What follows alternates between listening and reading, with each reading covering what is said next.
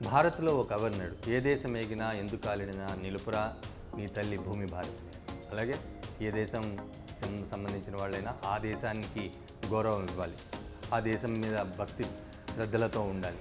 ఏ దేశం వెళ్ళినా కూడా, ఇతర ప్రాంతాలకు వెళ్ళినా, ఇతర దేశాలకు వెళ్ళినా కూడా తమ దేశం యొక్క గొప్పతనాన్ని చెప్తూ ఉండాలి, తమ దేశ గౌరవాన్ని నిలబెడుతూ ఉంటారు.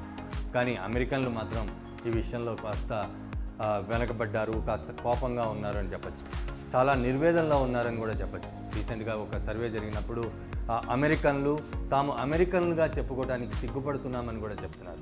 ఫస్ట్ టైం ట్రంప్ అధికారం చేపట్టినప్పటి నుండి ఈ రోజు దాకా, అంటే సెకండ్ టైం ఇప్పుడు ట్రంప్ ఫస్ట్ టైము, తర్వాత బైడెను, తర్వాత ఇప్పుడు సెకండ్ టైం ట్రంప్ అధికారం చేపట్టిన తర్వాత దాదాపు 10 సంవత్సరాలు, దశాబ్ద కాలంగా కూడా జరుగుతున్న పరిణామాలు చూసి తాము అమెరికన్లుగా చెప్పుకోవటం చాలా సిగ్గుచేటుగా ఉందని చెప్తున్నారు. ప్రతి దేశానికి అమెరికా అంటే ఒక స్వర్గధామం, కానీ అమెరికన్లు మాత్రం ఇది నరకప్రాయం అంటున్నారు.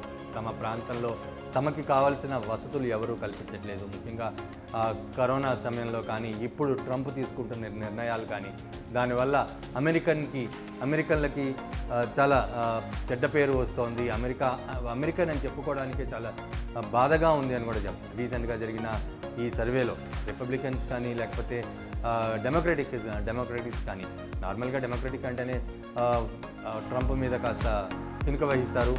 వాళ్లతో పాటు తన పార్టీకి సంబంధించిన వాళ్ళు కూడా ఇదే విషయాన్ని చెప్తున్నారు. ఈ విధంగా బిహేవ్ చేస్తే ఇక అమెరికా వీడి వెళ్ళిపోవాల్సిన పరిస్థితి వస్తుంది, తాము అమెరికన్స్ అని చెప్పుకోవడానికి ఆలోచించాల్సిన పరిస్థితి వస్తుందని కూడా అమెరికన్స్ అంటారు.